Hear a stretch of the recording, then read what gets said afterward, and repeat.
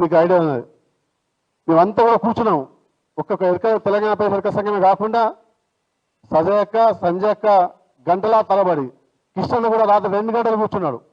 అంత కూర్చొని అసలు నిజమేంతుంది అబద్ధమేంతుందనే విషయంలో మొత్తం కూర్చొని చర్చించిన వరకు మొత్తం క్లియర్గా వచ్చింది. ఏంటంటే మొత్తం కూడా మేము ఒక లిస్ట్ రాసుకోవడం జరిగింది. రేపు గురి అయ్యి కొంతమంది ఒక లిస్ట్ తయారు చేసాం. మరి అమ్మాయిని ఫోన్ల ద్వారా కానీ మినీ చిత్రాల ఫోటోల ద్వారా కానీ ఫిజికల్గా హరాస్మెంట్ వల్ల ఎంతమంది ఉన్నారో అవి కూడా క్లియర్గా మేము దాన్ని కూడా మెన్షన్ చేయడం జరిగింది. అందులో ఈ దాదాబాయ్ అనే వ్యక్తి భయపాతకు గురి చేస్తూ మరి వాళ్ళ ఇంటి దగ్గర తల్లిదండ్రులు చంపేస్తామని చెప్పేసి వాళ్ళ ఇంటి దగ్గర మనుషులను పెట్టి నిజం చెప్తే చేస్తే చెప్పేట వినాలని చెప్పేసి కొంతమందిని కూడా అమాయకులను కూడా చేర్చడం జరిగింది ఇందులో అని చెప్పేసి తెలంగాణ ప్రదేశ్ సర్కార్ సంఘం ద్వారా కూడా మీకు క్లియర్గా చెప్పడం జరుగుతుంది. ఎందుకంటే 100 మంది దోష శిక్ష పడలేదు, ఒక నిర్భయానికి శిక్ష పడరాదు అన్న ఒక ఆలస్యం మేరకే ఈరోజు ప్రెస్ మీట్ పెట్టడం జరిగింది అన్నమాట. అమ్మాయి నష్టపోయింది 1000% వాస్తవం. అందులో భాగంగా హరాస్మెంట్లో కూడా చాలా మంది ఉన్నారు.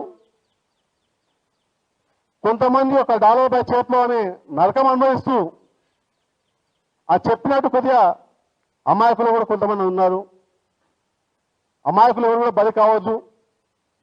నిన్న కిషన్న సంజయక్క విమలక్క సజయక్క కూర్చొని నిర్ణయిస్తున్నానంటే మన దళిత సంఘాలు గిరిజన సంఘాలు ఎరక సంఘాలు ఏమున్నా కూడా ఎవరికి కూడా మనం మోసం చేయకుండా వాస్తవానికి అమాయకులు ఎవరు కూడా బలి కాకుండా చేయవలసిన బాధ్యత మనకు ఉందని చెప్పేసి గంటల తరబడి కిషన్ 2 గంటలు కూర్చున్నారు, సజయక్క సంజయకు 2 గంటలు కూర్చున్నారు, విమలకు 1 గంట కూర్చొని మొత్తం మీద దీన్ని క్లియర్గా మేము ఒక పిక్చర్కి వచ్చి ఒక ముందుకు ఒక అవగాహనకు వచ్చిన తర్వాతనే ఈరోజు ప్రెస్ మీట్ ఏర్పాటు చేసుకోవడం జరిగింది. ఈ ప్రెస్ మీట్ తదనంతరం ఖచ్చితంగా ఎందుకంటే సీసెస్లో మేము రాయించి తీసుకొచ్చిన అమ్మాయిని కాబట్టి ఖచ్చితంగా సీసెస్కి మేము అప్పగిస్తే ఆ అమ్మాయి ఖచ్చితంగా ఎంతవరకు నిజం ఉంది అనే మొత్తం కూడా క్లియర్ చేసి పోలీస్ యంత్రాంగం కూడా మేము అమ్మాయి కూడా సహకరిస్తామని చెప్పిన తర్వాత మేమంతా కూడా కుల సంఘాలందరూ కూడా సహకరిస్తాం. అమ్మాయి కూడా పోలీసు వాళ్ళకి సహకరిస్తుంది, మీడియా వాళ్ళకి సహకరిస్తుంది, ప్రభుత్వానికి సహకరించి నిర్దోషుల పట్ల ఖచ్చితంగా కఠిన శిక్షించాల్సిందే. హరాస్మెంట్ చేసిన వాళ్ళకు హరాస్మెంట్ వాళ్ళు కూడా శిక్షించవలసిందే. ఎవరైతే నిర్దోషులు ఉన్నారో అమాయకులు చేర్చిలో వాళ్ళని మాత్రం కంపల్సరీగా అమ్మాయి చెప్పిన పేర్లు ఏవైతే ఉన్నాయో దాన్ని తీసుకోవాల్సిందిగా మేము ప్రభుత్వం కూడా కోరుతాం. మరి అదే పోలీసు యంత్రాంగం కూడా కోరి ఖచ్చితంగా అమ్మాయికి న్యాయం జరిగేంత వరకు కూడా అన్ని కుల సంఘాలు ఖచ్చితంగా అమ్మాయి ఉంటుంది అన్ని కుల సంఘాలు అన్ని మహిళా సంఘాలు గిరిజన సంఘాలు అన్నీ కూడా వెంటుండి అమ్మాయి సపోర్ట్ ఉంటామని చెప్పేసి కోరుకుంటూ మరి వాస్తవానికి నా తర్వాత మన కిషన్ కూడా మాట్లాడుతూ అందరూ మాట్లాడి వివరంగా ఎందుకంటే నేను 2 గంటల సేపు కిషన్ మాట్లాడి అమ్మాయితో మొత్తం చర్చించి మొత్తం క్లియర్ చేసుకున్న తర్వాతనే మీ మీడియా ముందుకు వచ్చినాం. కాబట్టి తెలంగాణ ప్రదేశ్ సర్కార్ సంఘం గత 21 నుంచి ఫాలో అప్ చేస్తూనే ఉంది.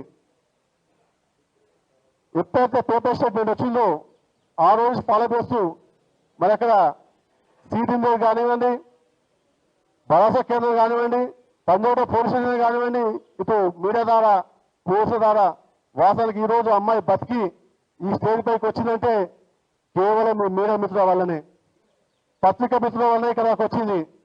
ఆ పదే టీవీలలో చూసే వరకు భయపడిపోయి దాదాపు ఆ బాయనుంటాడు కులానికి అప్పయిపోయి జరిగింది. అదే కనుక మీరు చొరవ తీసుకోకపోతే మీ మీడియానే లేకుంటే ఈరోజు అమ్మాయి శవంగానే కనిపిస్తాయని చెప్పేసి మీ సభాముఖం చెప్పాల్సి వస్తుంది. మీ మీడియా మిత్రులు అందరూ కూడా నా శిరస్సు నమస్కారం తెలియజేస్తున్నా. మీ మీడియా మిత్రులు మొత్తం కూడా దీన్ని ముందు తీసుకుపోతేనే అమ్మాయి ఈరోజు బయటకు వచ్చింది. లేదంటే ఆ సైకోవా చేతిలో ఈరోజు శవంగా కనిపించేది, అందరూ కూడా బాధలుగా జైలుపోయే పరిస్థితి వచ్చేది. కాబట్టి మా బాధ్యత మా దగ్గర తెలంగాణ ప్రదేశ్ సర్కార్ సంఘం దగ్గర రావచ్చాకనే మా బాధ్యత ఏంటంటే ఖచ్చితంగా నిజం ఏదో మన తెలియపరిచే అవసరం మనకు ఉంది. ఎందుకంటే ఈ గిరిజన కుటుంబాలు అంటేనే కొంచెం చిన్న చూపు ఉన్నది. ఆ చిన్న చూపు మనకు రావద్దు, క్లియర్గా ఉండాలి. బయట మనం ఏదున్నా కూడా ఒక డాలర్ బాయిలాగా ఇంకా ఇతరుల చేతిలో మోసపోయినట్టు మన కుల సంఘానికి వచ్చినాక మోసపోవద్దు. ఏదున్నా కూడా మనం క్లియర్గా ఉంటేనే మన ఎదుట సమాజం చెప్పాల్సి వస్తుంది. ఒకవేళ మన దగ్గర క్లియర్ లేకపోయినా డిపార్ట్మెంట్ వాళ్ళ దగ్గర పోయినప్పుడు ఖచ్చితంగా అది నిర్ధారణకు వస్తుంది. కాబట్టి ఆ తప్పు మనం చేయొద్దు. మనం ముందే మనం క్లియర్గా పోతే వాళ్ళు కూడా సహకరించాల్సి వస్తుంది. పోలీస్ స్టేషన్ పోలీసు వాళ్ళు కూడా సహకరించాలి. ప్రభుత్వం సహకరించాలి, ఇతర సంస్థలు అందరూ సహకరించి దీని అమ్మాయి నష్టపోయిన దాన్ని మాత్రం వాస్తవం. అమ్మాయి పదే రేపుకు గురైంది మాత్రం వాస్తవాలు ఉన్నాయి. ఇందులో హరాస్మెంట్ దాంట్లో మరి పెద్దవాళ్ళు కానీ చిన్నవాళ్ళు చాలా మంది హరాస్మెంట్లో ఉన్నారు. నీలి చిత్రాలు ఫోటో చూసి బ్లాక్మెయిల్ దాంట్లో చాలా మంది ఉన్నారు.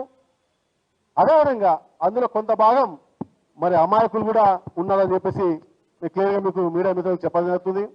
మరి ఈ విషయాన్ని కూడా మరి కంట్రోల్ వాళ్ళకి అప్పయిన తర్వాత వాళ్ళు ఏదున్నా కూడా వాళ్ళు క్లియర్గా మీకు కూడా ఎవరున్నారు ఇందులో ఎవరు లేరు అన్నది కూడా వాళ్ళు క్లియర్గా పిక్ చేయవలసిన అవసరం ఉంది. కాబట్టి దయచేసి మీ మీడియా మిత్రులకు మరొకసారి దయచేసి చెప్పేది ఏంటంటే, మీ మీడియానే కనుక లేకుంటే, పోలీసు వాళ్ళు ఒత్తిడి లేకుంటే ఈ అమ్మాయి బయటకు వచ్చేది కాదు. అమ్మాయి మానసికంగా ఒంటి నిండా దెబ్బలు, హెల్త్ బాగాలేకుండా బాగా కొట్టి, అదేవిధంగా చెట్టిపాలలో ఒక సరదాజీశ్వరిని అంటే చిక్కులు సరదాజులో అక్కడ చెట్టిపాలెం కాబట్టి మీ తల్లిదండ్రులు చంపేస్తాను నేను చెప్పినప్పుడు వినకంటే అని చెప్పేసి కూడా తీవ్రంగా కొట్టి మద్యం తాగించి డ్రగ్స్ ఇచ్చి నీలి చిత్తాలు తీసి అమ్మాయిని ఘోరంగా చేసిన రోజులు చాలా ఉన్నాయి. మరి గతం నుంచి కూడా అమ్మాయి బయటపడకపోవడం కారణం ఏంటంటే ఒక్కర చేతిలో బలైపోయి 3 నెలల నుంచి కూడా బయట రాలేదు. బలవంతంగా ఈ ఎఫ్ఐఆర్ చేయించి దాన్ని పోకపోతే నిన్ను చంపేస్తాను. అదే కాకుండా కొన్ని ఫొటోస్ అమ్మాయి ల్యాప్టాప్లో ఉన్నాయి. ఈ విధంగా మేము చంపాము అంటే అవి యాక్చువల్గా ఈ విధంగా మొత్తం గుండెకాయలు తీసేస్తాము, కిడ్నీలు తీసేసి ఎక్కడికక్కడ మనుషులు చంపేస్తాము. ఇప్పటికే చాలా మంది చంపాను నేను.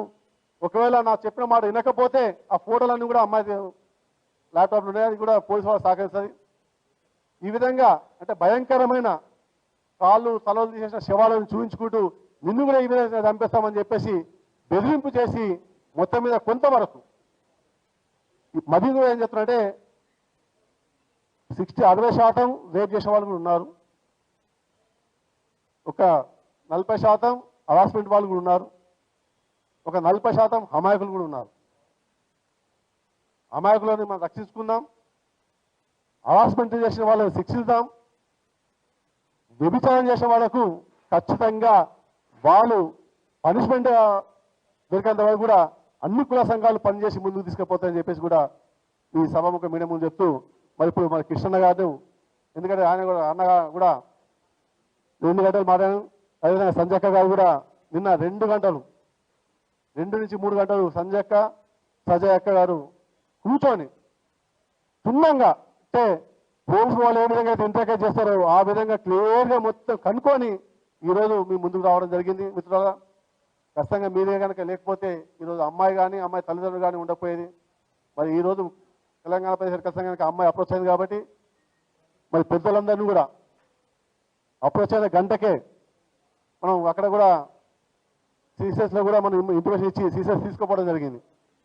మన దగ్గర పెట్టుకోలేదు, సీసెస్ తీసుకుపోయి సీసెస్లో మొత్తం అక్కడ మాట్లాడి అక్కడ రాసిచ్చి తీసుకొచ్చిన తర్వాతే కుల సంఘాలు, మహిళా సంఘాలు, గిరిజన సంఘాలు అందరూ కూడా తెలియపరచుకొని మొత్తం కూడా నేను ఒక 100 మంది కూర్చొని నేను చార్ట్అవుట్ చేసుకొని మీ ముందుకు వచ్చామని చెప్పి చెప్తున్నాను. మిత్రులారా, మీరు లాస్ట్ వరకు కూడా అమ్మాయికి న్యాయం జరిగేంత వరకు కూడా మీరు అందరూ ఎంబడి ఉంటారని చెప్పేసి కోరుకుంటూ మరి నేను ముగిస్తాను. మరి కృష్ణన్న గారు 2 నిమిషాలు మన 2 నిమిషాలు కాదు ఉన్న విషయాలు మొత్తం కూడా మాట్లాడాలని చెప్పేసి కూడా కృష్ణ గారికి ఇస్తున్నాను. Thank you sir.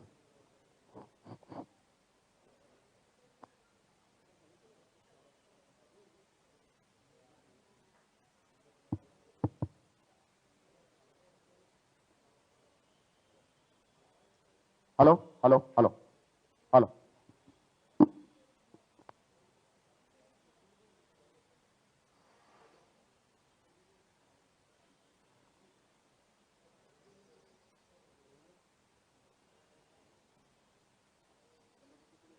ప్రెస్ మీట్కు హాజరైన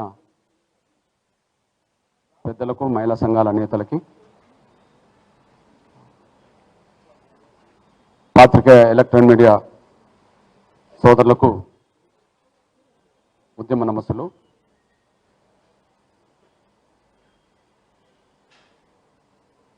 హలో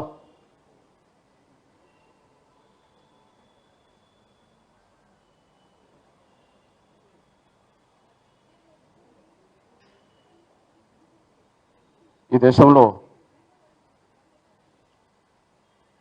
ఎప్పుడు ఏనాడు ఇంతవరకు వినని ఘటన వార్తను మనం ఒక 10 రోజుల క్రితం విన్నాం. ఆ విన్న వార్త తర్వాత నాకు గుర్తుకొచ్చింది సోదరి పూలన్ దేవి. ఆ స్థాయిలో ఒక్కసారి కాదు, 2 సార్లు కాదు, ఎంతోమంది ఎన్నో సందర్భాల్లో ఆమె పట్ల దారుణంగా వివరించారనే విషయం, ఆమె జీవిత చరిత్రలో మన ప్రతిఘటన ఏ కోణంలో జరిగిన విషయం మనందరికీ తెలుసు. ఆ తర్వాత 10 రోజుల క్రితం కేసు నమోదైన వార్త 139 మంది మీద, నా మీద పలు సందర్భాల్లో 139 మంది దారుణంగా ఈ అత్యాచారానికి ఒడిగట్టారని చెప్పి కేసు నమోదైన వార్త ముందుగా సోషల్ మీడియాలో ఎక్స్పోజ్ అయింది. దాని తర్వాత మీలాగనే నేను కూడా అందరిలాగానే షాక్ గురయ్యాను. ఒకవైపు షాక్ గురైన మాట ఎంత వాస్తవమో, ఇందులో సత్యాసత్యాలు తెలుసుకోకుండా ఒక ప్రకటన చేయడం కూడా కరెక్ట్ కాదేమోనని చెప్పి ప్రత్యక్షంగా బాధిత సోదరి కూతురు సమానురాలు ఆమెతో ప్రత్యక్షంగా కలిసి చర్చించకుండా మనం ఏకపక్షంగా మనం ముందుకు రావద్దని చెప్పి ఒక అభిప్రాయం తీసుకొని,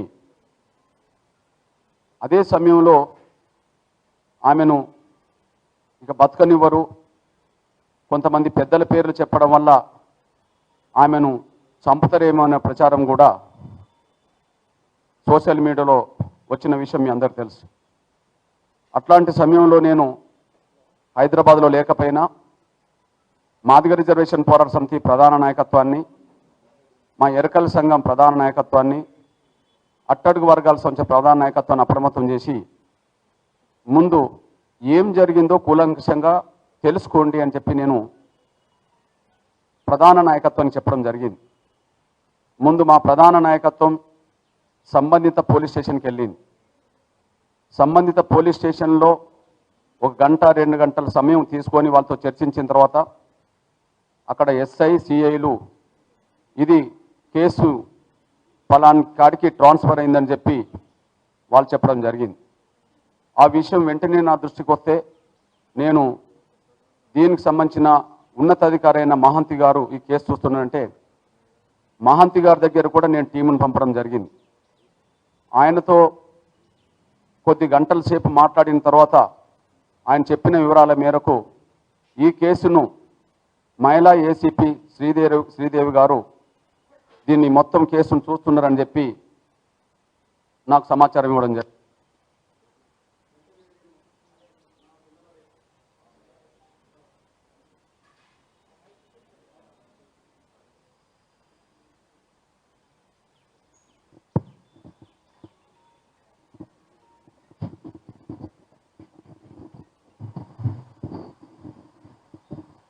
అయితే ఇక్కడ మహంతి గారి మీద కొంత నిజాయితీ పల్ల ఆఫీసర్ అని, ఎక్కడున్నా కూడా కేసును కేసుగా చూసి ముందుకెళ్తాడని చెప్పి ఒక అభిప్రాయం నాకు తెలిసింది, నేను చాలామందిని తెలుసుకుంటే. మరొక వైపు ఒక మహిళ ఏసీపీ చేతిలో కేసు ఉన్నది కనుక ఖచ్చితంగా మహిళల కోణంలో తప్పకుండా వాళ్ళు ముందుకెళ్తారని చెప్పి నేను విశ్వసించడం కూడా జరిగింది. అయితే ఒక ప్రమాదం వెంటాడుతుంది కదా, కేసు ముందుకెళ్తుందేమో కానీ అమ్మాయికి ఒక ప్రమాదం ప్రాణహాని వెంటాడుతుందనే ఒక అభిప్రాయం ఉండడం వల్ల దీన్ని ఎక్స్పోజ్ చేయించడం కోసం ఈ మొత్తం సంఘటన మీద సిబిఐతో విచారణ జరిపించాలని డిమాండ్తో మీరు హైదరాబాద్లో కార్యక్రమాలు తీసుకోండి అని చెప్పి నేను మన సంఘాలన్నిటికీ ఎంఆర్పిఎస్తో పాటు ఎరకల సంఘంతో పాటు అన్ని సంఘాలన్నిటికీ అప్రమత్తం చేసి వెంటనే అంటే ఎక్స్పోజ్ చేయడం కోసం, అమ్మాయిని కాపాడుకోవడం కోసం, ముందు అమ్మాయిని కాపాడుకుంటే ఎన్నైనా మళ్ళీ ముందుకెళ్తాయని చెప్పి అమ్మాయిని కాపాడుకోవడం కోసం ధర్నాల కార్యక్రమాలకు పిలుపునివ్వడం జరిగింది. దాని కొనసాగింపుగా మా ఎస్సీ ఎస్టీ బీసీ మైనార్టీ వర్గాల మహిళా సంఘాలు కూడా తెల్లారి చేయడం జరిగింది.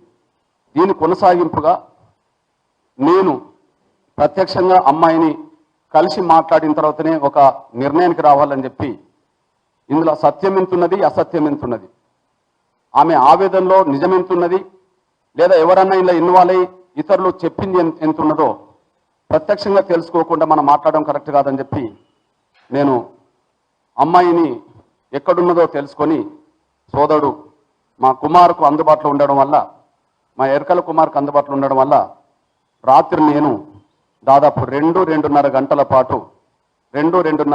పాటు అమ్మాయితో అన్ని కోణాలు డిస్కస్ చేయడం జరిగింది. ఆ సమయానికి నాకు సోదరి సంధ్య గారు, అక్క మన సజయ్ గారు కూడా అక్కడ నుంచి నేను లోపలికి వెళ్తున్న కోణంలో వాళ్ళు కూడా అప్పుడు బయటకు రావడం జరిగింది. ఈ కేసులోనే వాళ్ళు ఇద్దరు ఉన్నారనేసి కూడా నేను ఎప్పటికప్పుడు తెలుసుకుంటూనే ఉన్నాను. ఇప్పుడు అక్కడ వరకు వచ్చేసింది. అంటే నేను 10 రోజులుగా బహిరంగంగా ఎందుకు స్పందించలేదంటే, అమ్మాయిని మనం కలుసుకోకుండా, అమ్మాయితో చర్చించకుండా ఇంత పెద్ద కేసు విషయంలో దాదాపు 139 మంది ఇన్వాల్వ్ అయి చెప్పబడుతున్న ఈ కేసులో మనం తొందరపడి బయట ఏదో పేపర్లో చూసి టీవీలో చూసి మనం స్పందిస్తే అది కరెక్ట్ కాదేమో అందులో కొంత సత్యం ఉంటే ఆ సత్యాన్ని మనం ఖచ్చితంగా పరిరక్షించాలి, అసత్యం ఉంటే దాన్ని మనం ఖండిస్తూ దానివల్ల ఎవరు ఇబ్బందులు పడకుండా చూడాలి అనే కోణమే నన్ను వేధించిందనేసి కూడా మీ దృష్టికి నేను తీసుకొస్తున్నాను. ఆ కోణంలో అమ్మాయితో జరిగిన విషయాలు మీ దృష్టికి నేను తీసుకొస్తానని కూడా కోరుతున్నాను నేను. ఇక రెండోది ఈ కేసు ఈ 139 మంది మీద అత్యాచారం ఒక కేసే కాకుండా అందులో SC/ST అట్రాసిటీ యాక్ట్ కూడా అందులో ఇన్వాల్వ్ అయి ఉన్నది. మీ దృష్టికి నేను తీసుకొస్తున్నా, SC/ST అట్రాసిటీ యాక్ట్ను కాపాడుకోవాల్సిన బాధ్యత మా మీద నెట్టబడ్డది. మీ అందరికీ తెలుసు, SC/ST యాక్టును సుప్రీంకోర్టు నిర్వీర్యం చేస్తే దాన్ని మళ్ళా నిలబెట్టుకోవడం కోసం మొత్తం దేశాన్నే ఏకం చేసిన చరిత్ర మా దళిత గిరిజన వర్గాలకు ఉన్నది. వరంగల్ కేంద్రంగా లక్షలాది మందిని తీసుకొచ్చి, ఢిల్లీ కేంద్రంగా వేలాది మందిని తీసుకెళ్లి, దేశంలో ఉండబడే ప్రముఖ దళిత నాయకత్వాన్ని, గిరిజన నాయకత్వాన్ని ఇక్కడికి తీసుకొచ్చి ఢిల్లీకి తీసుకెళ్లి ప్రధాన ప్రతిపక్ష నాయకుడి నుంచి మొదలుకుంటే అక్కడ ఉండబడే ప్రధాన ప్రతిపక్ష నాయకుడి వరకు తీసుకెళ్లి దీన్ని పరిరక్షించుకున్న వాళ్ళం మేము. అంటే యాక్ట్ అనేది మాకు ఎట్లాంటిదంటే, కర్ణుడికి కవచకుండలలో ఎంత ముఖ్యమో మాకు SC/ST యాక్ట్ కూడా అంతే ముఖ్యం. కర్ణుడు కవచకుండలను వదులుకుంటే ఆయన ఏమైపోయాడో, మాకు SC/ST యాక్ట్ వదులుకుంటే మా బతుకులు కూడా గట్లనే అయిపోతాయి. కాబట్టి కాపాడుకోవాల్సిన బాధ్యత మాకున్నది, కాపాడుకున్నాం. కానీ రెండో కోణంలో కూడా చెప్తున్నా నేను, నా దృష్టిలో SC/ST యాక్ట్ కూడా అది దుర్వినియోగం కాకూడదు. మళ్ళీ నంబర్ 1 దాన్ని పరిరక్షించుకోవాల్సిన బాధ్యత ఉన్నది. అది ఎక్కడ కూడా దుర్వినియోగం కావద్దని కూడా నేను భావించుకునేటువంటి. దుర్వినియోగం అయితే ఏమవుతుంది అంటే అమాయకులు వాళ్ళ ఇబ్బందులు ఎదుర్కోవాల్సి వస్తుంది, అమాయకులు జైలుకి వెళ్లాల్సి వస్తుంది అనేసి కూడా నేను మనసులో పెట్టుకుంటాను నేను. అందుకు నేను మనసావాచ నమ్మేది ఏంటంటే, నిజంగా జరిగిన ఘటన కాడ నిందితులను తప్పించుకోకుండా చూడాలి, జరగని ఘటన కాడ అమాయకులను వేధించినట్టుగా ఉండకూడదు అని చెప్పి నేను మనసావాచ నమ్మేటువంటి అనేసి కూడా మీ దృష్టికొస్తున్నాను నేను. ఒక సందర్భంలో నాకు ఒక దుర్వినియోగం కేసు MRPS వల్లనే వచ్చింది. ఇవన్నీ చెప్పే ముందు చెప్తున్నాను నేను. అంటే నేను ఈ కేసును అట్లా చూడడం కోసం ఇవన్నీ చెప్పాల్సి వస్తుంది. నాకు ఒక రెడ్డి సోదరుడు 2011లో ఆయన పేరు MS రెడ్డి, రియల్ ఎస్టేట్ వ్యాపారి. అతను షాద్ నగర్లో ఒక రియల్ ఎస్టేట్ వ్యాపారం చేసుకుంటున్న క్రమంలో భూముల తగాద వచ్చిన తర్వాత అందులో MRPS నాయకులు ఇన్వాల్వ్ అయ్యారు. MRPS నాయకులు ఇన్వాల్వ్ అయిన తర్వాత MRPS నాయకులకు ఆయనకు ఏ విషయంలో ఈ భిన్నాభిప్రాయాలు వచ్చినాయో కానీ MRPS నాయకుడిపై కేసు పెట్టాడు. అక్కడ సిఐ నవీన్ రెడ్డి, DSP మాధవరెడ్డి ఈ కేసు పెట్టిన తర్వాత విచారణ జరుగుతున్న సమయంలో ఈ కేసు పెట్టింది మా MRPS నాయకుడు దర్శన్. ఆయనని ఇక్కడికి పిలిపించుకొచ్చాను. దర్శన్ MRPS మాకు సీనియర్ నాయకుడు, జిల్లా ఉపాధ్యక్షుడు పనిచేసినాడు. ఇతను కేసు పెట్టాడు. నాకు అతను ఈ ఎవరైతే ఆ రెడ్డి ఉన్నాడో అతను MS రెడ్డి, ఆ MS రెడ్డి నాకు ఫోన్ చేసిండు ఒకసారి, అన్న నా మీద అక్రమంగా మీ MRPS నాయకులే కేసు పెట్టారన్న, దయచేసి నువ్వు ఒకసారి అది సత్యం అనుకుంటే నువ్వు DSPకి ఫోన్ చేయి, అది సత్యం కాకపోతే మీ వాళ్ళని ఖండించన్నా, దయచేసి నన్ను అనవసరంగా జైల్లో పంపే ప్రయత్నం చేస్తున్నారన్న అని చెప్పేసి. ఈ విషయం నేను వెంటనే ఫోన్ చేశా ఈ దర్శన్కు. దర్శన్, పలాని ల్యాండ్ కేసులో నువ్వు ఎందుకు ఇన్వాల్వ్ అయినావు, ల్యాండ్కి నీకు సంబంధం ఏంటి, ఆయన మీద నువ్వు ఎందుకు కేసు పెట్టావని చెప్పినప్పుడు నేను బాగా కార్నర్ చేసి మాట్లాడితే ఈయన తప్పుడు కేసు పెట్టిందనే విషయం నాకు అర్థమైపోయింది. ఆయన కూడా నాకు చెప్పాడు, నీకు సంబంధం లేని విషయంలో నువ్వు డబ్బుల కోసమో ఇంకో దాని కోసమో నువ్వు తప్పుడు కేసు పెట్టినట్టే కదా, నువ్వు ఏమాత్రం ఆలస్యం చేయకుండా పోయి విత్డ్రా చేసుకో అని నేను చెప్పాను. ఈ విషయం వార్త తెలిసిన తర్వాత ఏమైందంటే ఇతను తప్పొప్పుకున్నాడు, కేసును విత్డ్రా చేసుకోవడానికి ప్రయత్నం చేశాడు. కానీ పోయిన కాడ డిఎస్పీ ఎవరు, అతడు బాధితుడు రెడ్డే, డిఎస్పీ రెడ్డే, సిఐ రెడ్డే. వాళ్ళు ఏం చేసిందంటే ఈయన మీద నువ్వు తప్పుడు కేసు అనే విషయం నాకు తెలుసు, కానీ నువ్వు పలాని ఇన్ని లక్షలు ఇస్తేనే నేను ఈ కేసును మాఫీ చేస్తా, లేకపోతే నేను జైలుకు పంపడం ఖాయం. వాళ్ళు విత్డ్రా చేసుకోవడానికి రాకముందే నేను పరిచేస్తా. కృష్ణమాది గారు వాళ్ళ నాయకుడిని బెదిరించిందనే విషయం నాకు తెలిసింది. ఎట్టి పరిస్థితిలో వాళ్ళు విత్డ్రా చేసుకోకముందే నిన్ను జైల్లో పంపుతా, నువ్వు డబ్బులు ఇస్తావా లేదా అన్నాడు.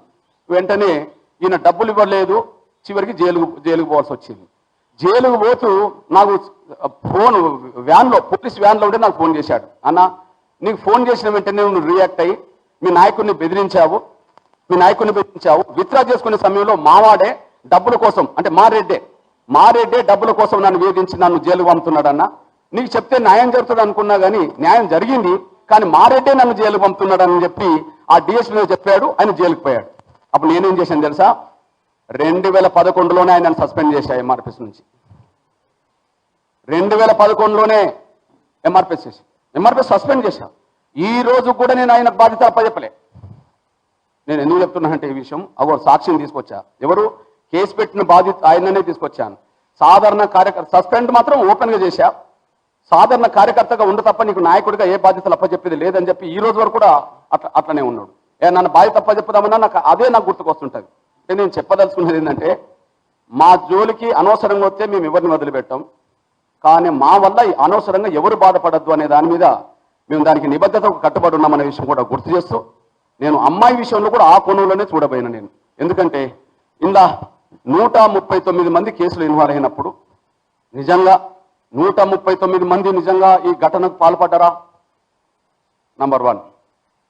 ఒకవేళ పాల్పడకపోతే ఈమెను కొన్ని ఘటనలు జరిగిన దాన్ని ఆధారం చేసుకొని ఎవరన్నా బ్లాక్మెయిల్ చేసి దాని కోణంలో ఇతరులను బెదిరించడానికి ఇదేమన్నా ఉపయోగించుకోవడానికి ఇంకెవరన్నా ప్రయత్నం చేశారా? అది రెండో విషయం. సత్యము ఉండవచ్చు, కొన్ని అసత్యాలు కూడా ఇంట్లో ఉండవచ్చు. సత్యం అనే దాన్ని మనం దాన్ని తీసిపారేయలేం, కానీ అసత్యాలను మాత్రం సత్యం చేయకూడదు కదా. దీనివల్ల ఎవరు క్షోభపడకూడదు కదా, దీనివల్ల ఎవరు ఇబ్బంది అరెస్ట్ కాకూడదు కదా, దీనివల్ల ఎవరు జైలుకి వెళ్ళకూడదు కదా, అది ఎవరైనా కూడా అని చెప్పి నేను అమ్మాయితో మాట్లాడే ప్రయత్నం చేయడం జరిగింది.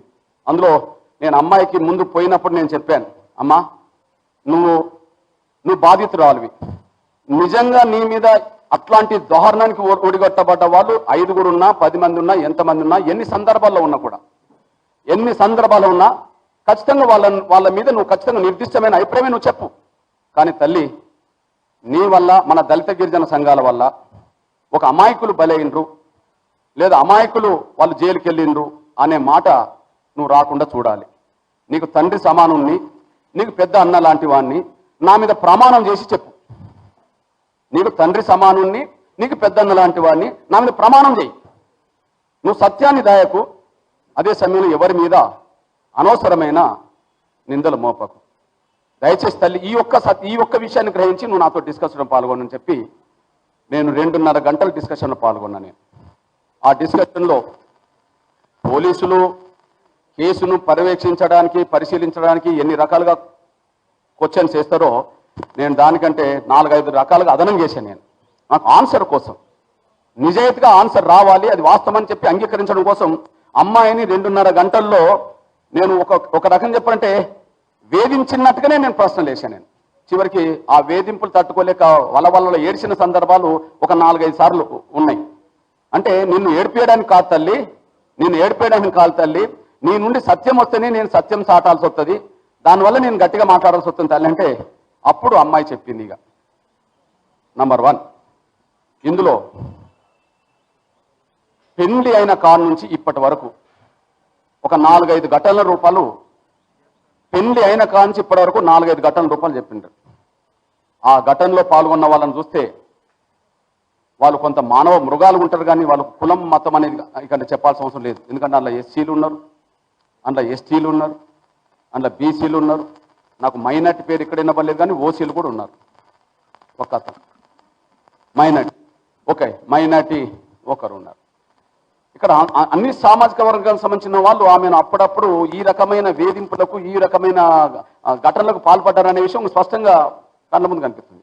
కానీ ఇందులో 139 మందిలో ఈ సామాజిక వర్గాలుగా సమూహాలు ఇన్ని ఉండవచ్చు, కానీ ఈ 139 మంది అనేది ఖాయం కాదు అనే విషయం కూడా రుజువవుతుంది.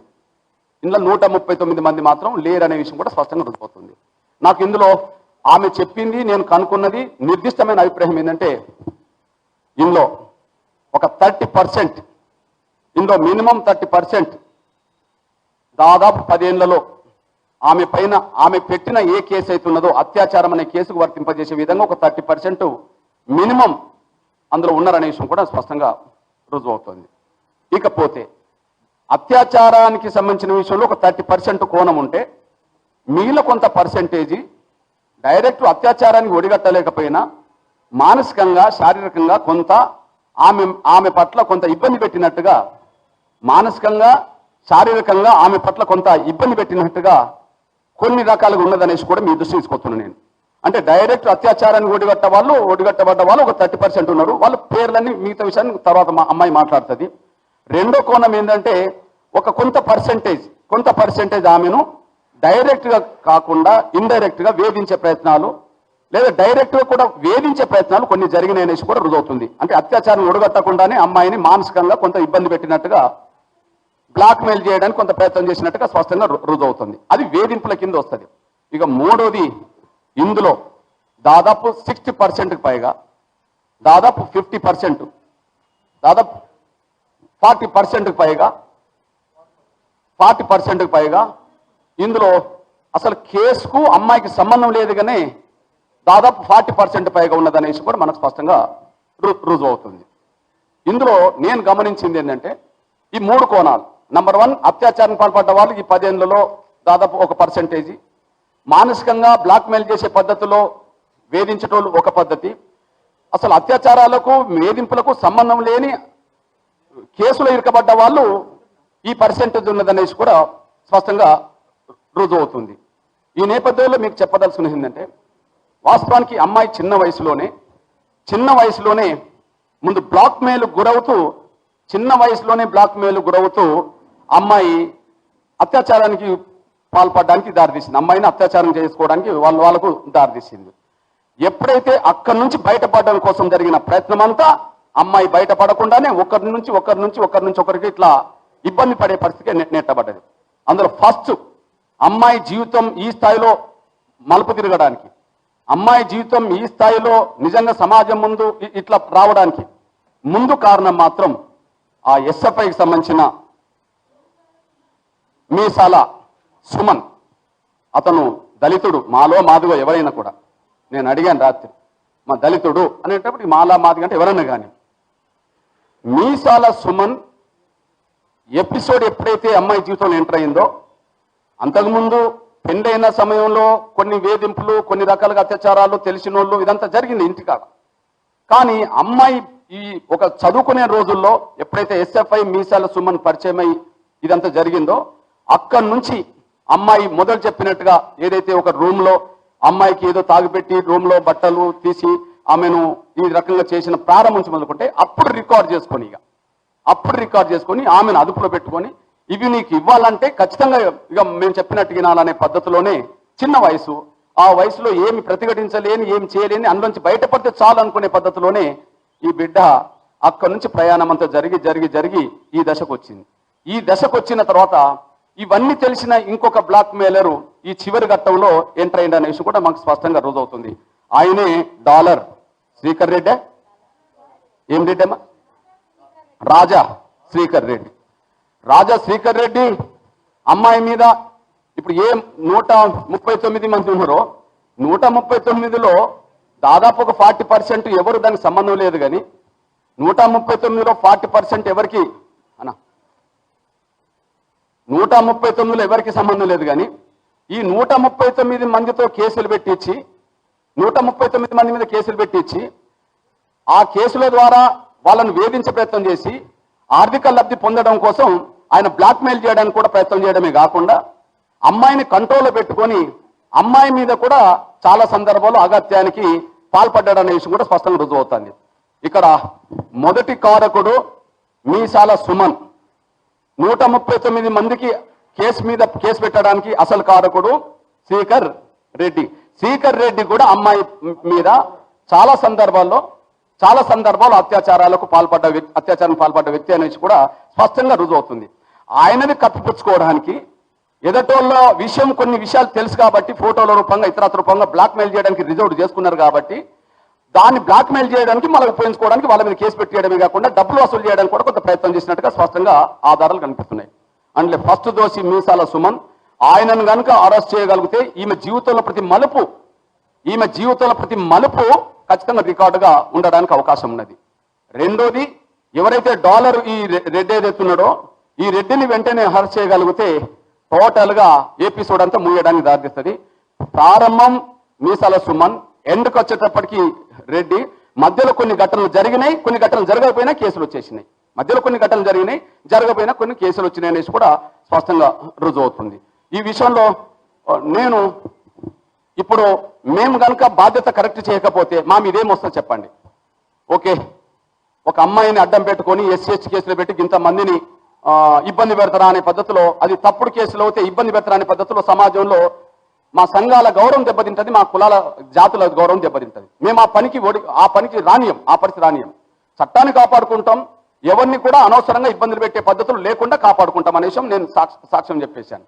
ఇట్లాంటి పరిస్థితిలో వాస్తవానికి మేము కనుక వాస్తవాలు తెలుసుకొని ముందుకు రాకపోతే పోలీస్ డిపార్ట్మెంట్ మీద కూడా ఏమొచ్చేది? నాకు తెలిసి మేము విచారణ ఏదైతే చేశామో ఇప్పుడు 90% రేపు ఈ డిపార్ట్మెంట్లో ఏ అధికారితో విచారణ చేసినా గిదే వస్తుంది, సిబిఐతో విచారణ చేసినా గిదే వస్తుంది. సిబిఐతో విచారణ చేసినా ఇంచుమించు ఒక 5-10% అటు ఇటు ఉంటుందేమో కానీ గిదే వస్తుంది. దీనివల్ల ఏమవుతుంది? మేము కనుక ఇన్వాల్వ్ కాకపోతే ఇందులో కొంతమంది ప్రముఖుల పేర్లు వచ్చినాయి. ఉదాహరణకు సోదరుడు ఈ చిన్న టీవీ యాంకర్ ఎవరో ఒక ప్రదీప్ అనే ఒక పేరు వచ్చింది, లేకపోతే కవిత గారి పిఏనో ఎవరో ఒక పేరు సంతోష్ రావు ఏదో పేరు వచ్చింది. ఈ 2 విషయాల మీద కూడా ఇంకా చాలా విషయాలు కూడా డిస్కస్ చేసాం. మేము కనుక వాస్తవాలు తెలుసుకొని మేము ముందుకు రాకపోతే ఏమయ్యేదంటే, ఒకవేళ ఈ ప్రదీప్ లేడనే విషయం తర్వాత పోలీసు వాళ్ళకి తెలిసినా, లేదా ఇంకోరు లేడనే విషయం తెలిసినా కూడా పోలీసు వాళ్ళే కావాలని తప్పించిండనే పేరు కూడా వాళ్ళకు వచ్చే ప్రమాదమే ఉన్నది. అంటే రాజకీయ పలుకుబడి ఆర్థికంగా ఉన్న వాళ్ళ దగ్గర, కొంత సెలబ్రిటీల దగ్గర వీళ్ళని కేసులు పెట్టుకోకుండా వీళ్ళు పోలీసు వాళ్ళు తప్పించిండనే పేరు కూడా రావడానికి అవకాశం ఉండేది. దాన్ని కూడా మేము దాన్ని నివారించాలి. పోలీసు వాళ్ళు కావాలని కొంతమంది తప్పించినట్టు కాకుండా అది MRPS లేదా మా దళిత గిరిజన సంఘాల మహిళా సంఘాల ఆధ్వర్యంలోనే వాస్తవాలు వెలుగులో తీసుకురావాలనే పద్ధతిలోనే ఆ ప్రయత్నం కొనసాగింది అనేసి కూడా మీరు మర్చిపోదు. ఈ విషయంలో మాకు తెలిసి ప్రదీప్కు దీనికి సంబంధమే లేదు. నేను చెప్పదలుచుకున్నది, ఏ బిడ్డ బాధపడద్దు, అతను ఏ కులం బిడ్డ ఏ మతం బిడ్డ అని కాదు. అనవసరమైన కేసులో ఇది పెట్టించింది మాత్రం ఈ అమ్మాయిని బ్లాక్మెయిల్ చేసి, అమ్మాయి మీద అత్యాచారం ఓడిగట్టి అమ్మాయిని బ్లాక్మెయిల్ చేసి, నువ్వు కనుక నా మాటిని ఫలానోళ్ళ మీద పెట్టకపోతే నిన్ను కూడా ఇంకా చంపేస్తామనే పద్ధతిలో బెదిరించి నానా హింసలు కూడా పెట్టిన వాడు అతను అనేసి కూడా మీరు మర్చిపోదు. అంటే ఆయన బ్లాక్మెయిల్కు ఆయన బెదిరింపులకు తలగి కొన్ని పెట్టిందనేసి కూడా రుజువు అవుతుంది. ఆ పెట్టిన కేసులో సోదరుడు ఆ పిల్లోడు ఆ తమ్ముడు ఎవరైతే ఉన్నారో ప్రదీప్ కూడా ఇందులో లేడు అనే విషయం కూడా స్పష్టం చేస్తున్నాం. ఇందులో లేడు కానీ మన కవిత పిఏ ఎవరైతే ఉన్నారో అత్యాచారానికి ఒడిగట్టలేదు. కానీ నీ దగ్గర ఈ ఫోటోలు ఉన్నాయి, నాకు పంపుతావా లేదనే పద్ధతిలో కొంత ఆ ఫోటోలు డిమాండ్ చేసి కొంత బెదిరించే ప్రయత్నం మాత్రం ఆ కవిత గారి పిఏ మాత్రం కొంత బెదిరించినట్టుగా ఆ కేసులో ఉన్నాడు అనేసి కూడా మీ దృష్టికి నేను తీసుకొస్తున్నాను. నేను అందువల్ల మేము జరిగిన సంఘటన కాడ అమ్మాయి మీద అత్యాచారాన్ని ఒడిగట్ట వాళ్ళు ఏ కులస్తులు ఏ మతస్థులను కాకుండా నిర్దిష్టంగా వాళ్ళ మీద చర్యలు తీసుకోవాలి. అదే సమయంలో కొంత బెదిరింపులకు ఎవరైతే పాల్పడ్డారో, కొంత బ్లాక్మెయిల్కి ఎవరైతే పాల్పడ్డారో ఆ పరమైన సెక్షన్లు కూడా పెట్టి వాళ్ళని కూడా అదుపులోకి తీసుకురావాలి. మూడవది, ఎవరి మీదనైతే తప్పుడు కేసు అయితే వాళ్ళు పెట్టించారు, ఏదైతే డాలర్ ఆ రెడ్డి అది పెట్టించాడో ఖచ్చితంగా దీనికి డాలర్ రెడ్డే బాధ్యత వహించక తప్పదు. అమాయకులను మాత్రం, ఇందులో లేని వాళ్ళను మాత్రం ఖచ్చితంగా ఇందులో ఎవరిని అరెస్ట్ చేయకూడదని నేను సవినంగా రాష్ట్ర ప్రభుత్వాన్ని నేను డిమాండ్ చేస్తున్నా. డిమాండ్ చేయడంతో పాటు ఇక్కడ ఏదైతే ఇందులో కూడా ఇంతమంది ఉన్నారు కాబట్టి నాకు తెలిసి ఇందులో కొంత సినిమా నిర్మాతలకు సంబంధించిన కొంతమంది వాళ్ళ కెమెరామెన్లు కూడా కొంత ఇలా ఇన్వాల్వ్ అయినరు, ఇది అత్యాచార ఘటనలో కొంత ఇన్వాల్వ్ అయినరు. మరి వాళ్ళకు కూడా కొంత పలుకుబడి ఉంటే ఆ పలుకుబడి తొలగకుండా మేము చెప్పిన దాన్ని పరిగణలోకి తీసుకొని జరిగిన అత్యాచారం ఘటన ఒక కోణం, బెదిరింపుల కోణం, బ్లాక్మెయిల్ కోణం రెండో కోణం, అమాయకులను ఇందులో కేసు నుండి తప్పించడం అనేది మూడో కోణంగా మీరు చూడాలని నేను ప్రభుత్వానికి నేను డిమాండ్ చేస్తున్నా. ఈ విషయంలో ఏ ఒక్కరిని తప్పించకుండా, ఏ ఒక్క అమాయకుని శిక్షించకుండా, నిందితులైతే ఏ ఒక్కరిని తప్పించకుండా, ఏ ఒక్క అమాయకుని శిక్షించకుండా ఉండడం కోసం మేమైతే రాష్ట్ర ప్రభుత్వ పోలీస్ యంత్రాంగం మీద ఒక సోదరి శ్రీదేవి అనే ఒక సోదరి ఏసీపీ విచారణ చేస్తుంది. ఆడబిడ్డ కాబట్టి ఆడబిడ్డల వైపే ఉంటుందని నేను ఆశిస్తున్నాను. నేను అదే సమయంలో మహాంతి అనే ఒక పెద్ద ఆఫీసర్ ఎవరున్నారో ఆయన నిజాయితీపరుడు, సమర్థుడు అనే విషయం కూడా పేరు ఉన్నది. నేను ఆయనను గౌరవిస్తున్నాను. నేను ఇందులో నేనేమో తప్పబడతలేను. అదే సమయంలో మేము ఇన్వాల్వ్ కాకపోతే ఈ కేసు నుంచి ప్రదీప్ను తప్పించినా ఇంకోని తప్పించినా కూడా పోలీసులు కావాలనే పలుకుబడి ఉన్న వాళ్ళని తప్పించిందనే పేరు కూడా రావడానికి అవకాశం ఉన్నది. కాబట్టి మేమే దాన్ని డిసైడ్ చేస్తున్నాం. వాళ్ళకి సంబంధం లేదనేసి కూడా మేము దృష్టి పెట్టుకొని ఈ మొత్తం సంఘటన మీద సిబిఐతో విచారణ జరిపిస్తే ఈమె లైఫ్ లో జరిగిన మొత్తం పరిణామం అంతా నిజంగా ఆ బిడ్డకు న్యాయం జరగడానికి అవకాశం ఉన్నదని కూడా గుర్తు చేస్తూ, మళ్ళీ ఆమెకు ప్రాణహాని ఉన్నదనే విషయం కూడా మేము స్పష్టం చేస్తూ ఖచ్చితంగా పూర్తి స్థాయి భద్రత కూడా ఆమెకు కల్పించాలని చెప్పి నేను డిమాండ్ చేస్తున్నా. రెండోది, ఖచ్చితంగా అమాయకులను మాత్రం శిక్షించొద్దని, అదే సమయంలో నిందితులను మాత్రం వదిలిపెట్టద్దని చెప్పి ఈ పూర్తి వివరాలు రావాలంటే సిబిఐతో విచారణ జరిపించాలని మాత్రం మేము డిమాండ్ చేస్తున్నామనేసి కూడా తెలియజేస్తున్నాను. ధన్యవాదాలు. ఓకే, అమ్మాయికి మొత్తం కుటుంబానికి కూడా ఒక ప్రమాదం ఉన్నదని అంటుంది కాబట్టి పూర్తి రక్షణ కల్పించాలని చెప్పి డిమాండ్ చేస్తున్నాను నేను. హరికృష్ణ ధన్యవాదాలు. మరి అన్న చివరి మాట చెప్పిండు, ప్రదీప్ ఇందులో లేడని చెప్పడం జరిగింది. కాబట్టి ఆయన ఒక ప్రెస్ మీట్ ఇచ్చిండు. ప్రెస్ మీట్ లో చాలా మంది క్వశ్చన్స్ వచ్చినాయి. ఆయన సంబంధం లేని ఎందుకు వచ్చి ప్రెస్ మీట్ ఇవ్వాల్సి వచ్చింది అని చెప్పేసి కూడా క్వశ్చన్స్ వచ్చినాయి. ఆ ప్రెస్ మీట్ నేను మొత్తం క్షుణ్ణంగా విన్నా. అదే కృష్ణ గారు, మా వినాయక సినిమా కృష్ణ గారు కూడా ప్రెస్ మీట్ పెట్టింది నేను మొత్తం మరి మొదటి నుంచి చివరి వరకు విన్నాక వాస్తవాలు ఎవరికైనా కుటుంబాలు ఉంటాయి. అదే కనుక మాలాంటి ఫ్యామిలీ కూడా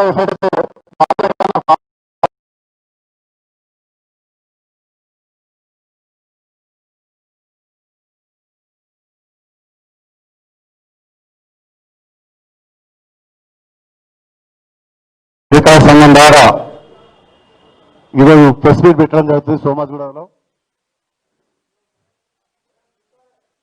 మరియు ఒక గిరిజన ట్రైబల్ అమ్మాయికి సంచలనంగా ఎంతో అన్యాయం జరిగింది. అది రాష్ట్ర వ్యాప్తంగా దేశవ్యాప్తంగా మొత్తం కూడా ఒక సంచలనమైన న్యూస్. మరి గత 21 తారీఖు పంజగుట్టలో మీటింగ్ పెట్టపచ్చి కూడా జరుగుతుంది. కాబట్టి మరి పెద్దలతో అందరితో చర్చించి మొదలుకున్నాం. మరి ఇంకొక పెద్దలు కూడా వచ్చేది, మరి రామనాయక్ అన్న కూడా వేదిక మీద రామంటున్నాం. అక్క మీరు తమ కదండి అక్క.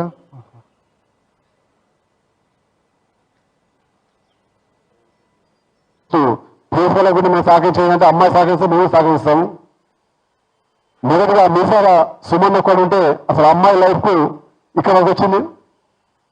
ఈ